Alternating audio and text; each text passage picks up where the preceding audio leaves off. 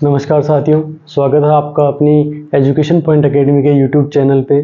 पिछले वीडियोस में हमने प्रस्तावना के बारे में पढ़ा था। फिर प्रस्तावना से संबंधित हमने महत्वपूर्ण प्रश्न भी देखे थे जो कि एग्जाम्स में आए हुए थे। और उसके बाद अगले वीडियो में हमने संविधान के भाग देखे थे। संविधान के 22 भाग का हमने अध्ययन किया था कि कौन कौन से भाग हैं। आज हम पढ़ने वाले हैं संविधान की अनुसूचियाँ। संविधान के भाग के बाद में संविधान की अनुसूचियाँ। ये अनुसूचियाँ संविधान के भाग जब समाप्त हो जाते हैं संविधान में, उसके बाद अनुसूचियाँ दी हुई हैं। या अनुसूचियाँ इसीलिए हैं अनु, क्योंकि ये उसके पीछे दी हुई है संविधान के भाग के, इसीलिए अनुसूचियाँ हैं। 12 अनुसूचियाँ हैं संविधान के भाग में। वैसे तो मूल संविधान में 8 अनुसूचियाँ थी। उसके बाद में अलग अलग समय पर संशोधन करके संविधान में 4 अनुसूचियाँ और जोड़ दी गई, तो इससे अब 12 अनुसूचियाँ हैं।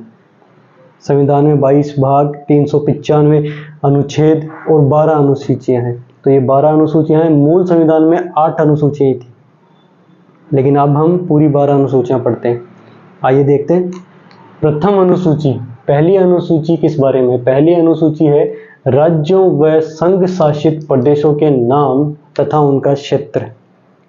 प्रथम अनुसूची है कि राज्य, भारत के कौन कौन से राज्य हैं, कितने राज्य हैं, क्या क्या उनके नाम हैं, उनकी कहाँ कहाँ सीमाएं हैं। संघ शासित प्रदेश, यूनियन टेरिटरीज कितनी हैं, कौन कौन सी यूनियन टेरिटरीज हैं, उनके नाम क्या क्या हैं, उनकी सीमाएं कहाँ तक है, ये सब कुछ प्रथम अनुसूची में दिया हुआ है। अब जब भी भारत में कोई नया राज्य बनता है या कोई नई संघ शासित प्रदेश, यूनियन टेरिटरी बनाई जाती है, तो इस प्रथम अनुसूची में संशोधन करना पड़ता है। प्रथम अनुसूची में संशोधन के द्वारा नए राज्य बनाए जा सकते हैं, राज्यों के नाम परिवर्तन किए जाते हैं। अगर किसी राज्य की सीमा बदलनी हो तो भी प्रथम अनुसूची में संविधान संशोधन किया जाएगा। इसी प्रकार से किसी केंद्र शासित प्रदेश का नाम बदलना हो तो प्रथम अनुसूची में संशोधन होता है। उसकी सीमा बदलनी हो तो प्रथम अनुसूची में संशोधन होता है। ठीक है। प्रथम अनुसूची राज्यों तथा संघ शासित प्रदेशों के नाम व उनके क्षेत्र के बारे में, उनकी सीमाओं के बारे में है। ठीक है।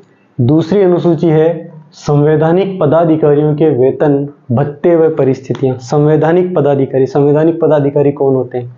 संवैधानिक पदाधिकारी होते हैं राष्ट्रपति, उपराष्ट्रपति नहीं, लेकिन संवैधानिक पदाधिकारियों के वेतन, भत्ते व परिस्थितियां, इसमें राष्ट्रपति, उपराष्ट्रपति, सर्वोच्च न्यायालय के न्यायाधीश, उच्च न्यायालय के न्यायाधीश, सीएजी, लोकसभा के अध्यक्ष उपाध्यक्ष, विधानसभा के अध्यक्ष उपाध्यक्ष, विधान परिषद के सभापति उपसभापति, राज्यसभा के सभापति उपसभापति, ये संवैधानिक पदाधिकारी हैं। तो उनके क्या परिस्थितियां होती है, किस परिस्थितियों में कार्य करते हैं, क्या क्या उनके कार्य हैं, उनके वेतन और भत्ते क्या क्या हैं, ये सब दूसरी अनुसूची में दिया हुआ है।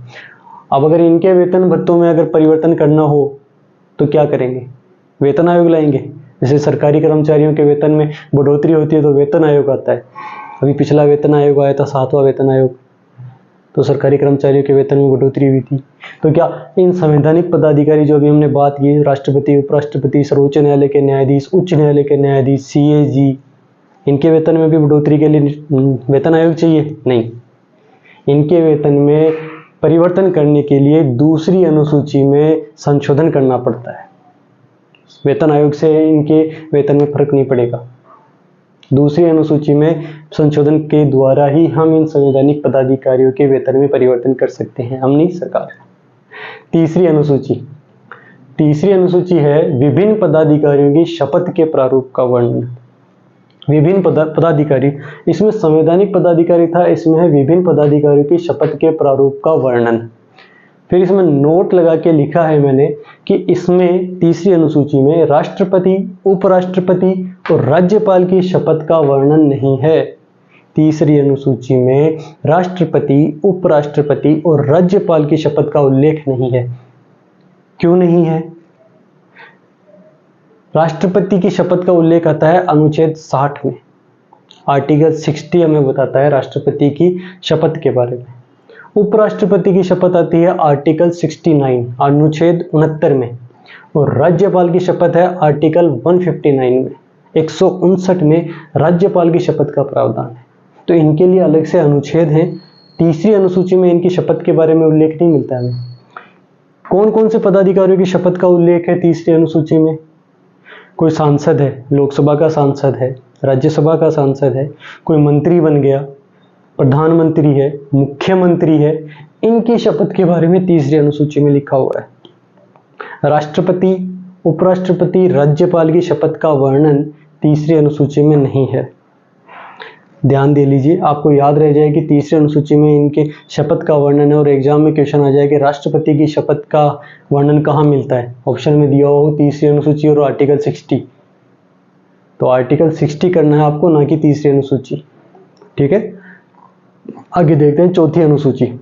चौथी अनुसूची कहती है कि राज्यों व केंद्र शासित प्रदेशों के लिए राज्यसभा में सीटों का आवंटन, आगे लिखा है कि जनसंख्या के अनुसार। फिर से देख लो, राज्यों व केंद्र शासित प्रदेशों के लिए राज्यसभा में सीटों का आवंटन जनसंख्या के अनुसार। संसद में 2 सदन है, राज्यसभा और लोकसभा। लोकसभा में भी सीटें मिलती हैं प्रत्येक राज्य की अलग अलग, राज्यसभा में भी प्रत्येक राज्य के लिए अलग अलग सीटें होती हैं। जैसे हमारे राजस्थान को लोकसभा में 25 सीटें प्राप्त हैं और राज्यसभा में 10 सीटें, वो जनसंख्या के अनुसार है। लोकसभा में जब चुनाव होते हैं सांसद के, तो प्रत्यक्ष निर्वाचन होता है, हम लोग वोट देते हैं, आप लोग वोट देते हो। ठीक है, हमारा प्रत्यक्ष निर्वाचन होता है, लोकसभा के सांसद को हम लोग चुनते हैं। लेकिन राज्यसभा के सांसद का चुनाव कैसे होता है? राज्यसभा के सांसद का अप्रत्यक्ष चुनाव होता है। जब हम हमारे राज्य के विधानसभा के जो एमएलए होते हैं, विधायक होते हैं, उनका चुनाव करते हैं, वो प्रत्यक्ष चुनाव होता है। लेकिन फिर वो विधानसभा में जो विधायक चुने जाते हैं, वो राज्यसभा सीटों पर सांसदों का चुनाव करते हैं। तो ये अप्रत्यक्ष चुनाव हो गया।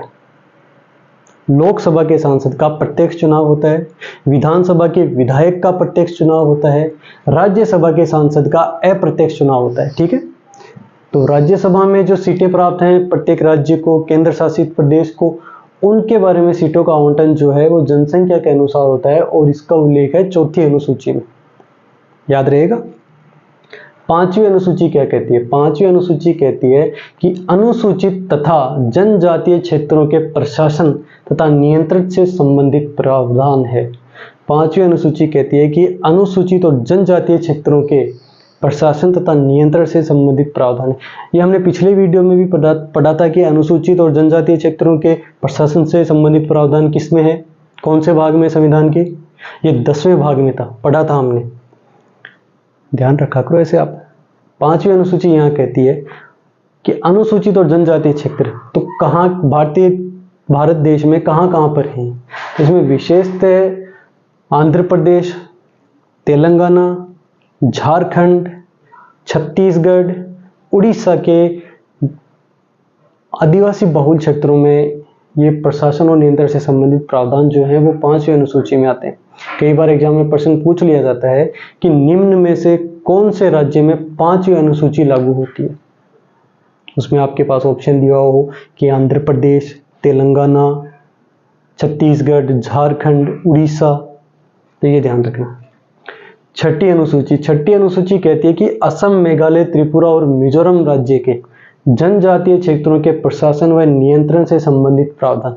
ये भी देखो ऐसे, इसमें एक पांचवी अनुसूची में कहता है कि अनुसूचित तथा जनजातीय क्षेत्रों के प्रशासन तथा नियंत्रण से संबंधित प्रावधान, जो कि आंध्र प्रदेश, तेलंगाना, छत्तीसगढ़, झारखंड, उड़ीसा के आदिवासी बाहुल्य इलाकों के लिए है।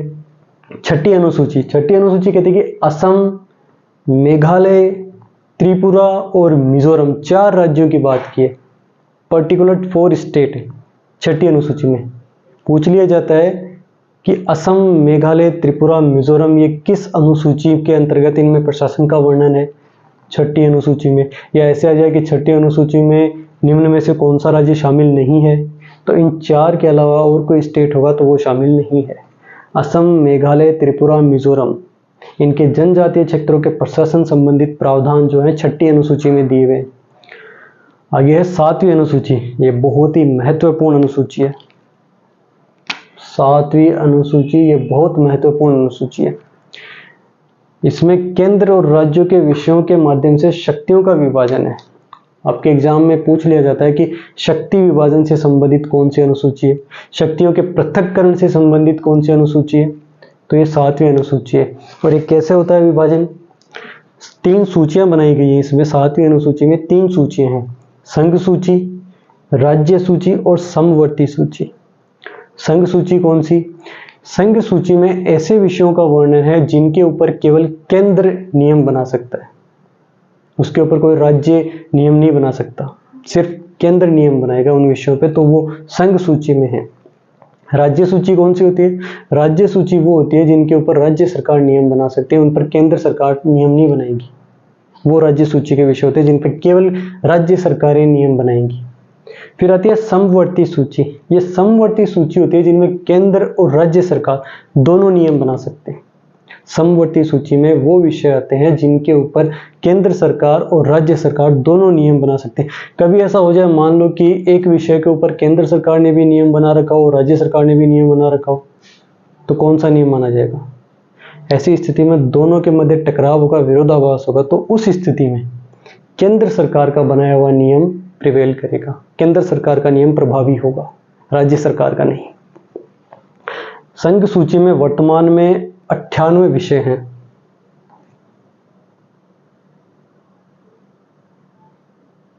वर्तमान में 98 विषय हैं। राज्य सूची में 59 विषय हैं। समवर्ती सूची में 52 विषय हैं। लेकिन जब ये बनाई गई थी, जब संविधान का निर्माण हुआ था, तब संघ सूची में 97 विषय थे, एक विषय बढ़ा दिया गया है। राज्य सूची में 66 विषय थे और समवर्ती सूची में 47 विषय थे, यानी 47 विषयों पर राज्य और केंद्र दोनों नियम बना सकते थे। काफी गर्मी लग रही है आज तो। संघ सूची में तो ये जो राज्य सूची में 66 विषय थे, इनमें से कुछ समवर्ती सूची में डाल दिए गए और कुछ संघ सूची में डाल दिए गए। एक कौन कौन से विषय जो समवर्ती सूची में?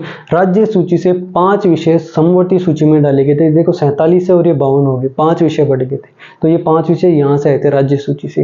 राज्य सूची से निकाल के 5 विषयों को समवर्ती सूची में डाला गया था। मतलब इन 5 विषयों पर राज्य और केंद्र सरकार दोनों नियम बना सकते। कौन कौन से 5 विषय थे?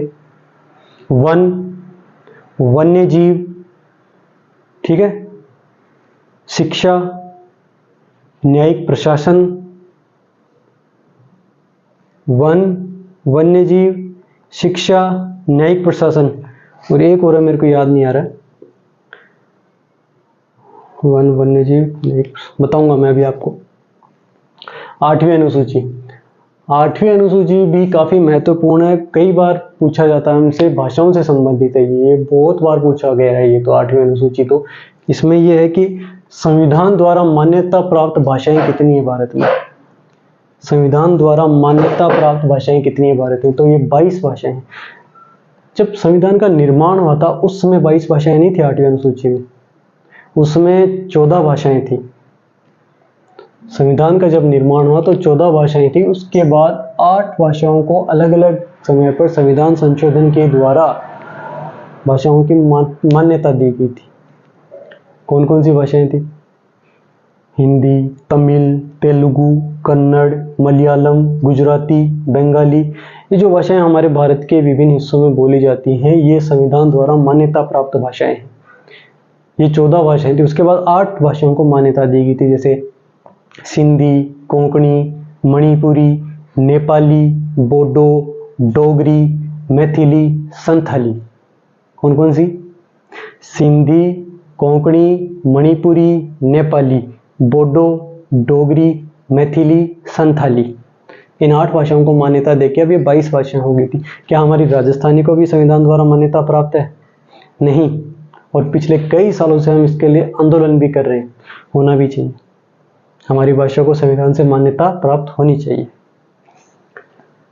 फिर उसके बाद जैसे हमने पहले बताया था मैंने आपको कि 8 अनुसूचियां थी मूल संविधान में, उसके बाद संशोधन करके 4 अनुसूचियां और जोड़ी गई थी। तो अब बात आती है 9वीं अनुसूची। ये 9वीं अनुसूची मूल संविधान में नहीं थी, संविधान में संशोधन किया गया था। और कौन सा संशोधन था? पहला संशोधन था, संविधान का पहला ही संशोधन था। 1951 के द्वारा जोड़ी गई थी ये 9वीं अनुसूची। क्या कहते हैं 9वीं अनुसूची क्यों जोड़ी गई थी? उस समय भारत में जमींदारी व्यवस्था थी, जमींदारी प्रणाली थी। उस जमींदारी प्रणाली का उन्मूलन करने के लिए, भूमि सुधार लागू करने के लिए कि लोगों को भूमि प्राप्त हो, मतलब भूमिहीन किसान थे उस समय पे, तो किसानों का भी भूमि पर अधिकार हो, संपत्ति अधिग्रहण के लिए। संपत्ति अधिग्रहण हमने पहले देखा था कि संपत्ति का अधिकार भी पहले मूल अधिकार में था, उसके बाद उसको संशोधन के द्वारा वहां से हटा करके आर्टिकल 300A में दे दिया गया था, पढ़ा था ना हमने। तो वही जमींदारी व्यवस्था को समाप्त करने, जमींदारी प्रणाली का उन्मूलन करने, भूमि सुधार लागू करने और भूमि अधिग्रहण के सुधार लागू करने के लिए 9वीं अनुसूची पहले संविधान संशोधन द्वारा 1951 में जोड़ी गई थी। उस समय इसमें इसलिए जोड़ा गया था कि इसका न्यायिक पुनरावलोकन नहीं किया जा सकता। उसमें ऐसा था कि इस अनुसूची में जितने विषय हैं उनका न्यायिक पुनरावलोकन, न्यायिक समीक्षा सुप्रीम कोर्ट के द्वारा, जुडिशियल रिव्यू नहीं हो सकता इसका, कि इसमें कोई भी विषय डाल दिया उसको न्यायिक पुनरावलोकन नहीं किया जा सकता सुप्रीम कोर्ट के द्वारा, उसको सुप्रीम कोर्ट अवैध घोषित नहीं कर पाएगा। तो ये बनाई क्यों गई थी? इसमें 13 विषय जोड़े गए थे, स्टार्टिंग में 13 विषयों के लिए बनाई गई थी, लेकिन कालांतर में धीरे धीरे अब सरकारें चाहती थी कि हम नियम बना दें और सुप्रीम कोर्ट जो है उसको अवैध घोषित ना करे, अनकॉन्स्टिट्यूशनल घोषित ना करे, तो उसके लिए वो इसको 9वीं अनुसूची में डाल देते थे संशोधन करके। तो 282 विषय आ चुके थे 9वीं अनुसूची में। फिर एक 2007 में बहुत ही महत्वपूर्ण केस था सुप्रीम कोर्ट में, कोइल हो वाद, ध्यान से देखना, कोइल हो वाद 2007 में था सुप्रीम कोर्ट में। उसमें सुप्रीम कोर्ट ने कहा, एक रूलिंग दी, स्टेटमेंट दिया कि 24 अप्रैल 1973 के बाद जोड़े गए विषयों का पुनरावलोकन किया जा सकता है। 24 अप्रैल 1973 के बाद जोड़े गए विषयों का पुनरावलोकन किया जा सकता है। अब ये 24 अप्रैल 1973 क्यों लिखा गया है यहाँ पे, जबकि ये वाद तो कोहिलो वाद जो है ये 2007 का था सुप्रीम कोर्ट में। फिर 24 अप्रैल 1973 से क्या मतलब है? मतलब है 24 अप्रैल 1973, जब हमने पिछले वीडियो में केशवानंद भारती केस के बारे में पढ़ा था, वो 1973 का था, उसमें फैसला इसी दिन आया था, जिसमें 13 जजों की संवैधानिक बेंच बैठी थी और 7-6 के बहुमत से फैसला हुआ था। 24 अप्रैल 1973 को फैसला हुआ। उसमें मूलभूत ढांचे की बात की गई थी कि संविधान का आधारभूत ढांचा प्रभावित नहीं होना चाहिए संविधान में संशोधन के द्वारा। तो इसके बाद, इस तारीख के बाद जो भी विषय जोड़े गए हैं 9वीं अनुसूची में, उनका न्यायिक पुनरावलोकन सुप्रीम कोर्ट के द्वारा किया जा सकता है। ठीक है। 10वीं अनुसूची, ये भी काफी महत्वपूर्ण है, अक्सर पूछी जाती है एग्जाम में। 10वीं अनुसूची, 10th शेड्यूल, ये जोड़ी गई थी 52वें संविधान संशोधन 1985 के द्वारा। उसमें राजीव गांधी जी की सरकार थी।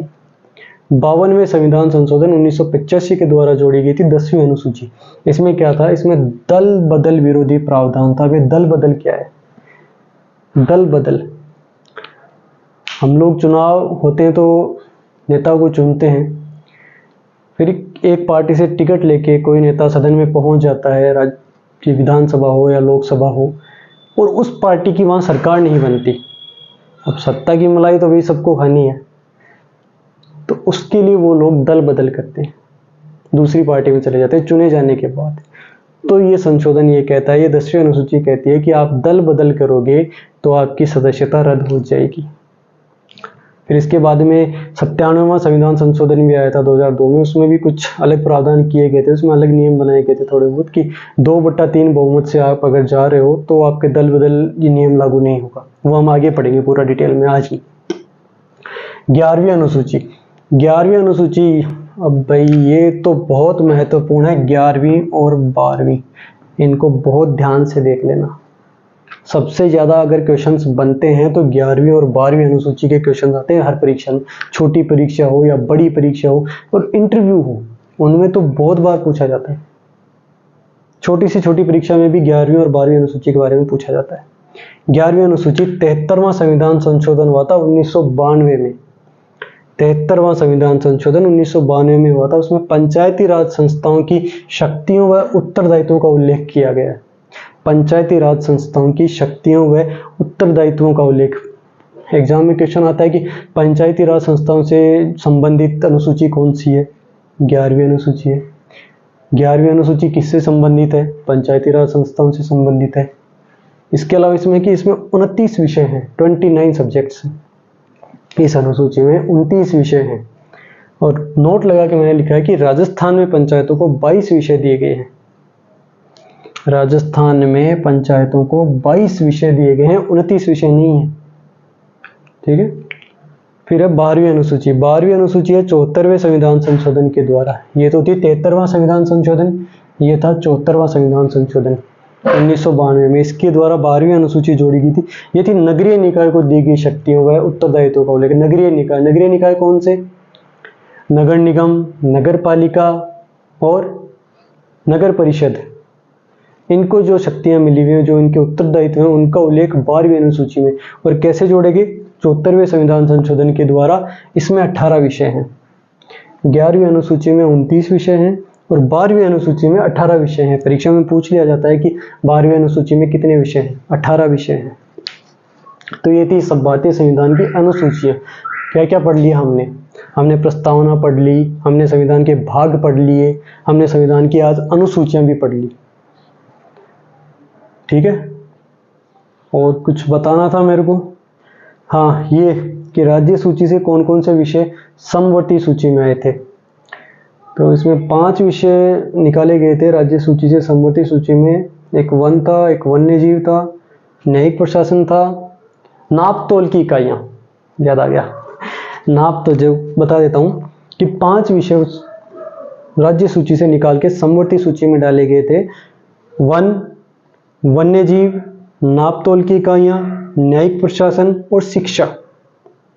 ठीक है, याद रहेंगे।